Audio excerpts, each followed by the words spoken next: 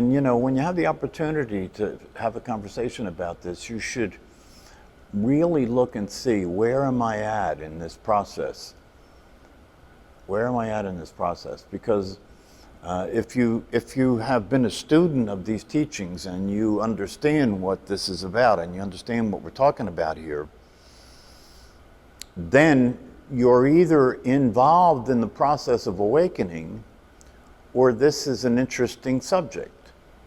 It's one or the other. I mean, you know, it's hard for me to imagine that you could really understand what this is about and not get involved in the process, you know, because basically what these teachings promise is that it's possible for you to experience everything that you want.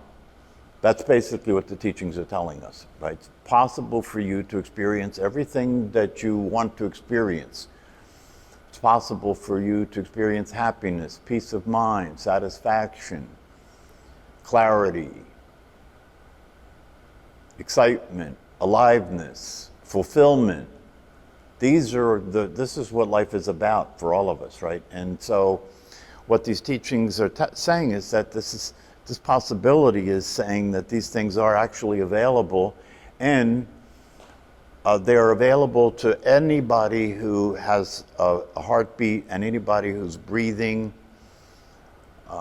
anybody who is sincerely interested in the possibility and gets that the possibility is a real possibility and is available, and it doesn't cost money.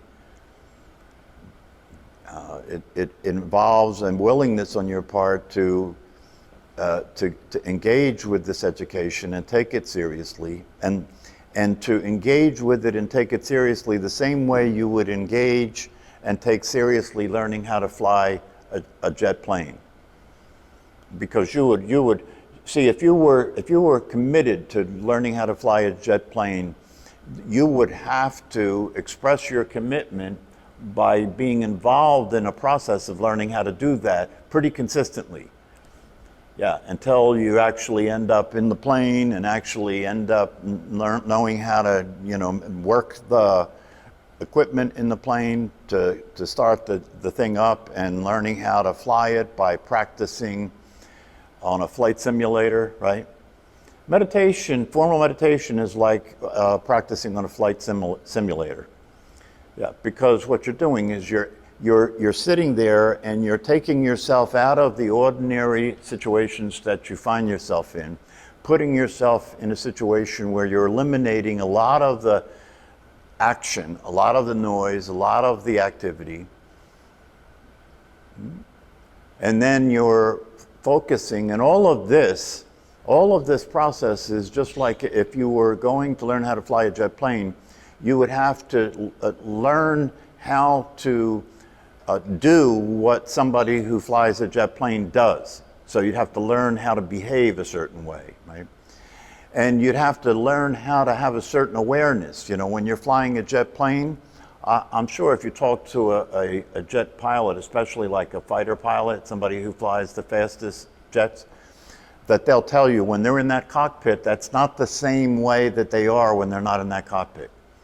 When you're in that cockpit, you have to be in a certain frame of mind, a certain trained mind, a certain trained way of being, a certain kind of awareness. When you're flying 500 miles an hour or at the speed of sound, there's a certain kind of awareness necessary to do something like that, right? Because you're not in your ordinary flow of time. Time is now happening much faster than you can think. Faster than you can think. You can fly faster than you can think. You can drive a race car faster than you can think.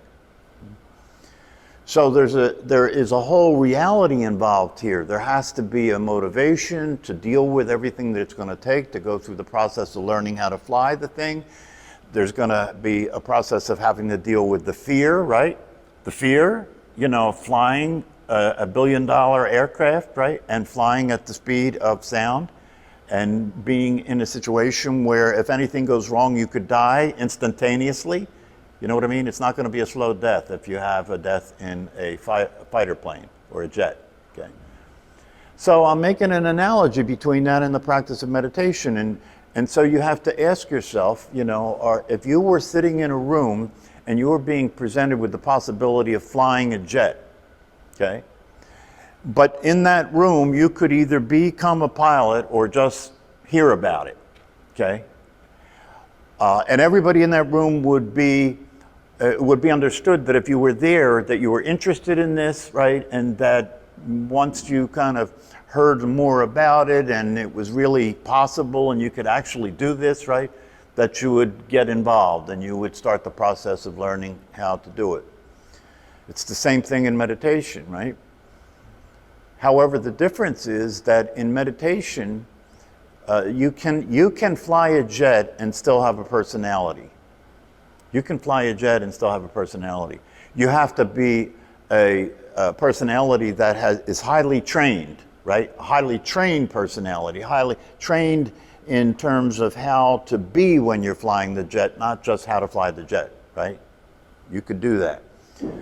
But what we're talking about here is that the goal here is the flying of the jet here is to practice and prepare yourself sufficiently to be able to let go of the automatic relationship to the thought processes, the automatic relationship to the emotions, the automatic patterns that run, that play, that happen automatically, right? And you identify yourself with that automatic process and act as if you're in control. This is one of the complications of this process is that you identify with the automatic process, and the thing about this identification with the automatic process, and when I say the automatic process, I mean the way you are, the way you act, the way you talk, right, the way you think, the way you feel, and everybody's got patterns that are repeatable patterns, right, that are unique to you, but nonetheless it's a pattern. Okay, and it is repetitious, and the other thing about it is that it's not successful. It's not a successful operation, right? Happiness is not happening, fulfillment is not happening, peace of mind is not happening, right? But the process is an automatic process that's playing, and when it's playing, it is part of the automatic process does not include waking up. Part of the automatic process does not include waking up, because the automatic process is a process of identifying yourself with this personality, identifying yourself with this body, identifying yourself with the time-space reality that we all share and we all live in. You identify yourself with that. The problem is if the name of the game, if the possibility is to get free of being identified with that, and with that freedom, what becomes available is everything you want.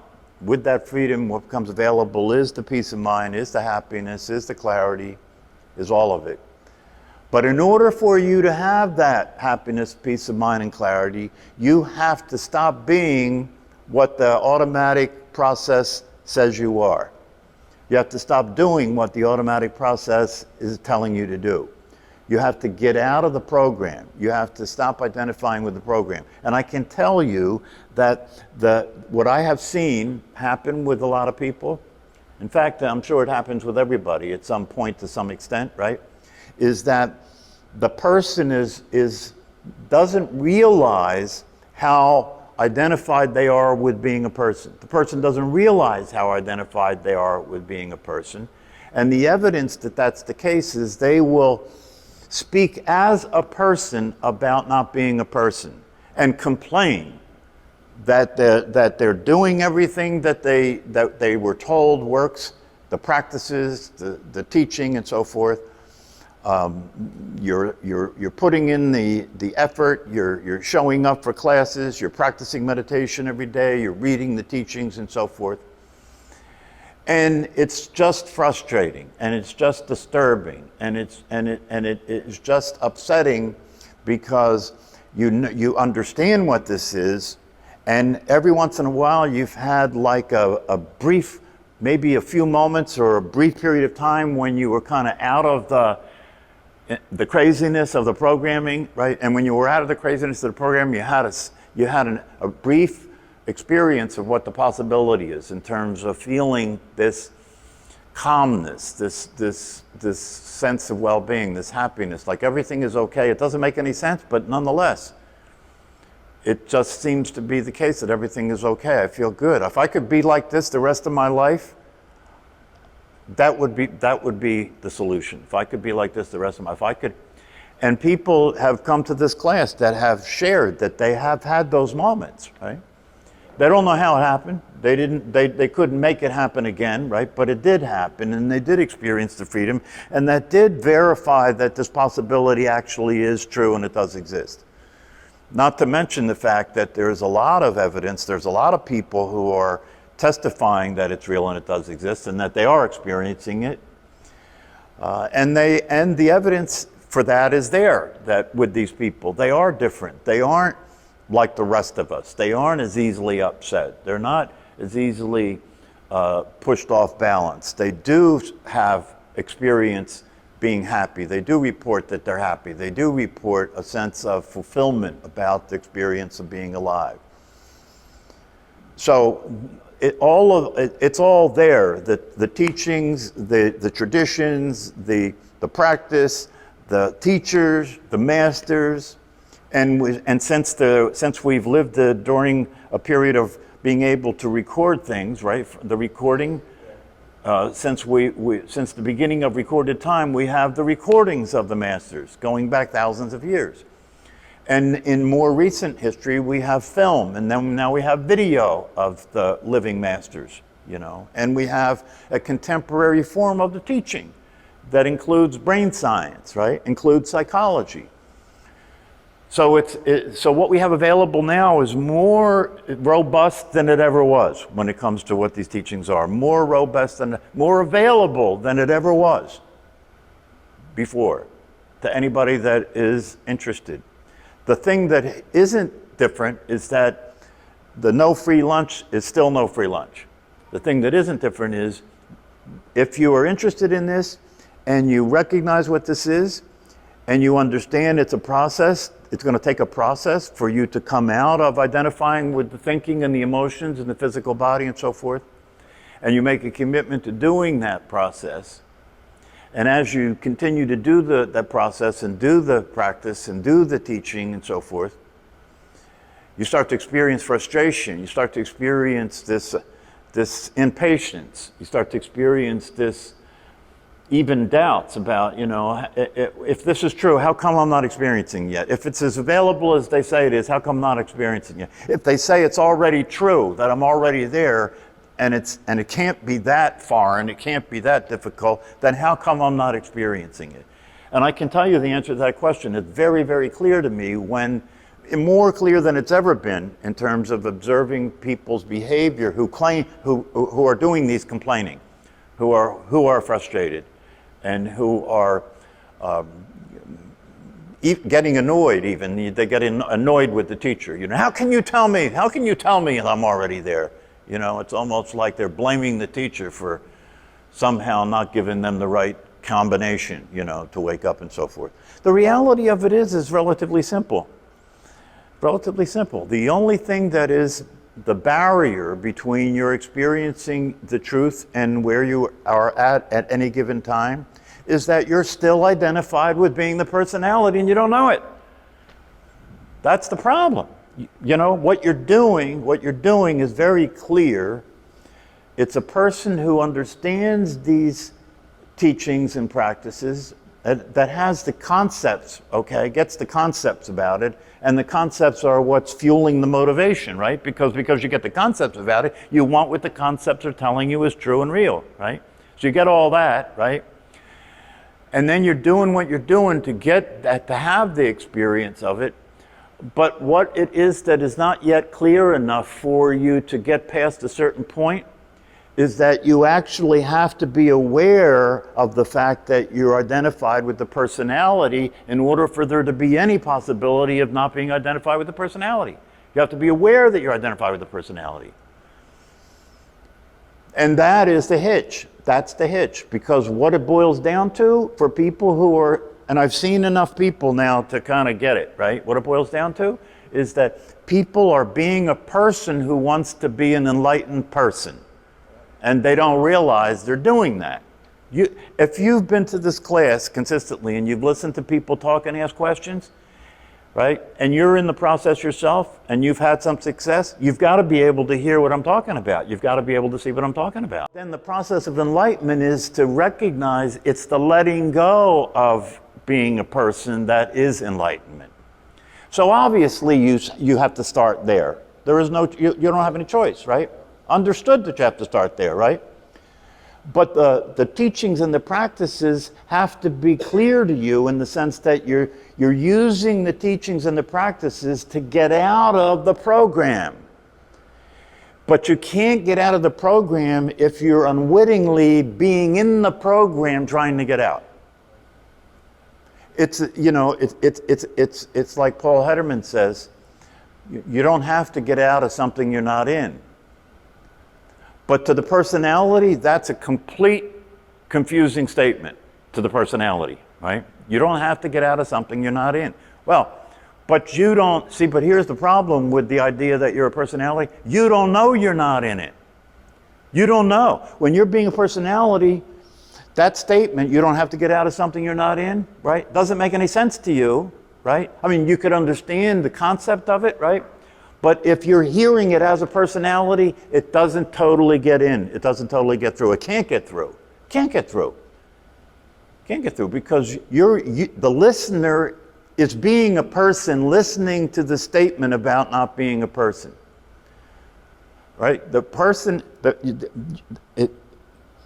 even with the practice of meditation, you know, until you have a deep enough understanding about what you're doing when you practice meditation, right? All you're doing is being a person trying to practice meditation. That's all you're doing. Because that's not meditation. That's not meditation. So in the beginning, that's what you're doing, right? But then if you keep learning about this and you keep deepening your understanding, you come to realize, oh, I know. Oh, it's not me as a person practicing meditation. No, meditation is practicing not being a person. It's not me as a person practicing meditation. Meditation is practicing not being a person. That's what it is. See, even if you listen to, because what I've been saying here again and again and again is listen very carefully to the speaking, right? Even if you're not trying to be the person, well, who's saying that? You see? So you just have to realize that in order for you to succeed at doing this, you can't succeed at doing this by thinking about it or talking about it or doing anything, you know, it's not, there's no action that you can take that's going to work. So you have to continually be aware of awareness? Like No, watch, Frank. No, watch. Now watch. So you have to continually be aware, right? Now, when you say you have to continually be aware, who are you talking about? Aware. I'm talking about awareness, being aware of its... Yeah, but awareness doesn't take the form of two. Awareness is not dualistic, right? So once you say you have to continue to be aware, now you have you and the awareness, right? And the discovery that allows this work to be even more meaningful is the discovery that this you that you're referring to, right, is a phantom. It doesn't actually exist. And to the extent that that's the case, the program that it is, that's running, is using you. Is using you. You are a parasite. You are the host of a program that's running in your brain that's using your life to live its life. That's what's happening. And you identify yourself with the program. So as best as you can, you know, as best as you can be aware of that is that you're being a program. You're being a program. When you think you're thinking, you're being a program, aren't you? Because the thinking is a program. And if you think you're doing the thinking, you're being a program. There is an in-between. And what it is the first stage is to wake up. Right? Which, you know, in Zen they call it Kensho. It doesn't matter what you call it. What it boils down to is to wake up. right? To literally wake up. And that's an experience. That's an experience. It can take many different forms. It can happen suddenly, it can happen gradually, right? It can happen in a very profound way, or it can happen in a very subtle way that you almost didn't even notice that it happened. But that it happened is obvious when it happens, right? Because when you're on the other side of waking up, everything's different. Now you're seeing everything different because now you're able to see things from the point of view of the awareness rather than the personality. That shift just happens, and once it happens, it's happened. Now, so that's the first stage. Now you have the awakeness. Now you have the awakeness, right? But if then you conclude that that's the end of the process, right, and that you're there now, right, then you're going to be in a lot of trouble. Because you're going to have to deal with the fact that the programming isn't different. The programming keeps running the same stuff, right? Which means you who are awake now will suffer more than you ever did, because now you're awake to what's happening, but it's still happening and you can't stop it, and it's still controlling you. Okay? That's why they say on the other side of waking up, there has to be the process of shadow work, or there has to be the process of paying attention in such a way where you can watch the program continue to run, right? But now you withdraw the energy from it. You withdraw the attention from it, right? And this is a process that takes time, and it's a process that's hit and miss, you know? It's hit and miss, right? But if you stay tuned, if you stay involved with it, right?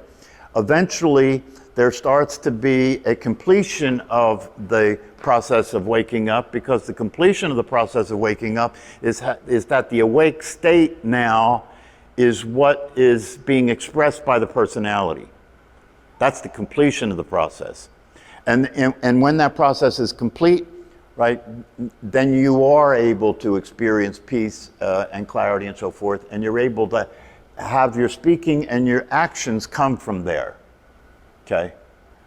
So that after the initial awakening, this process is a process that involves your continuing to practice, intensifying your practice, because now you want to really rid the apparatus of the programming that's not functional.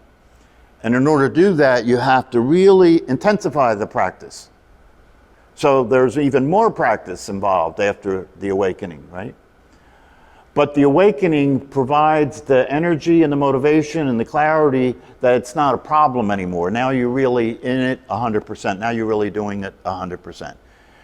And you're doing it 100% because you want to get the job finished. You want to get the job done.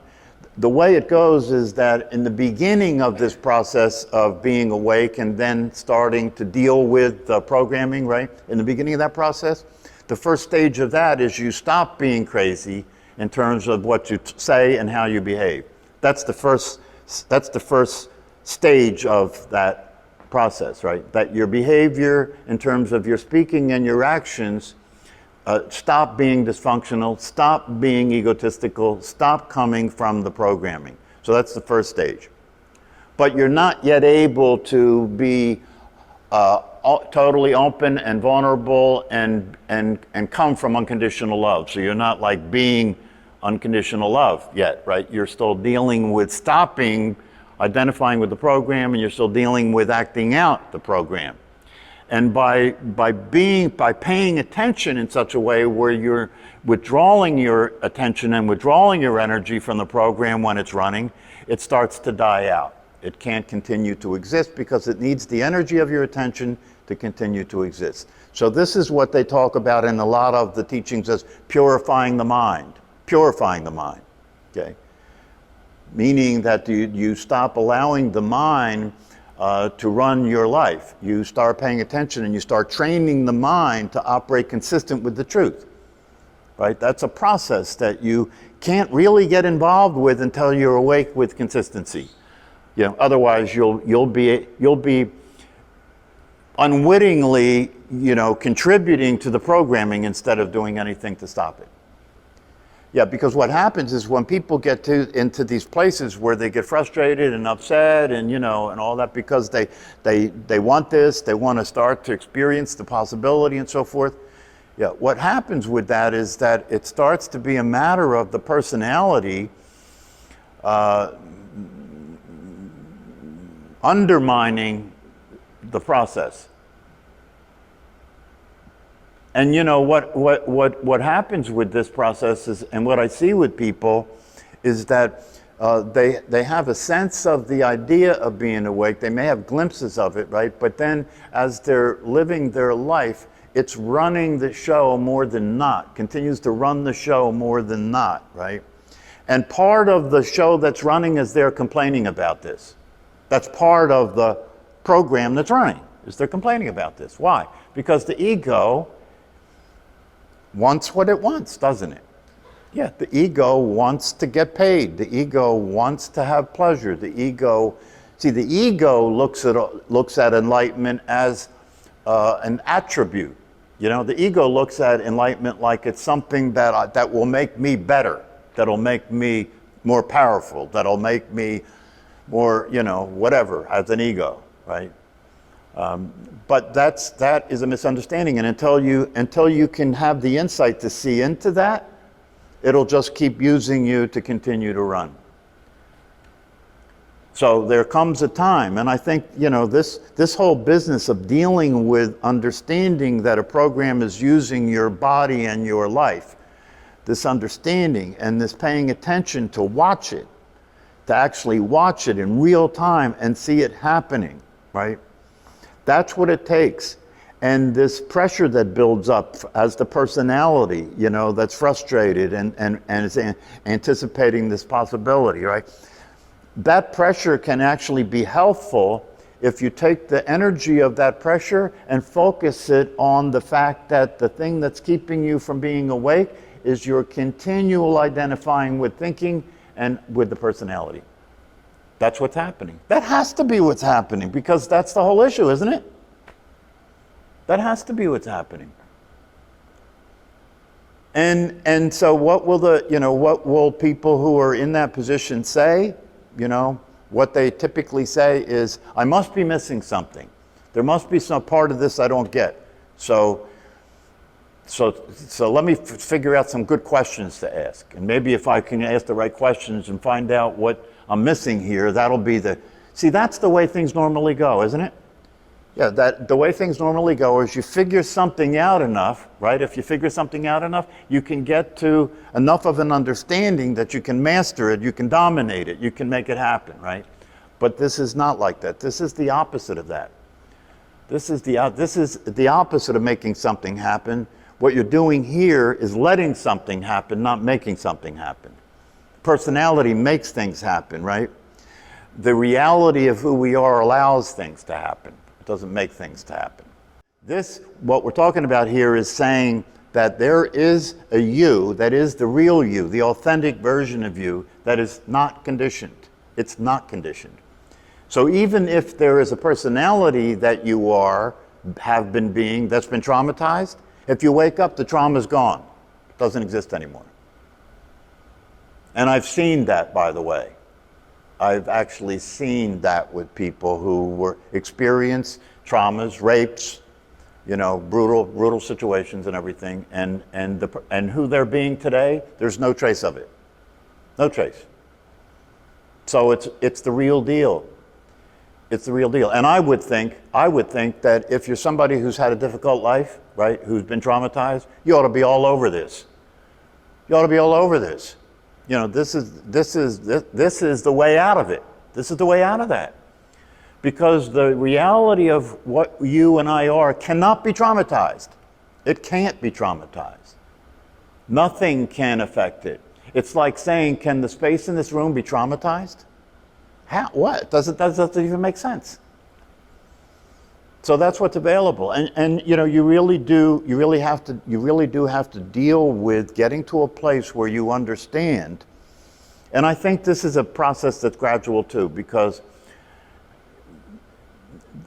you have to literally get to a place where you understand that this is what this is about, is whether or not you're going to be alive or not before the body dies.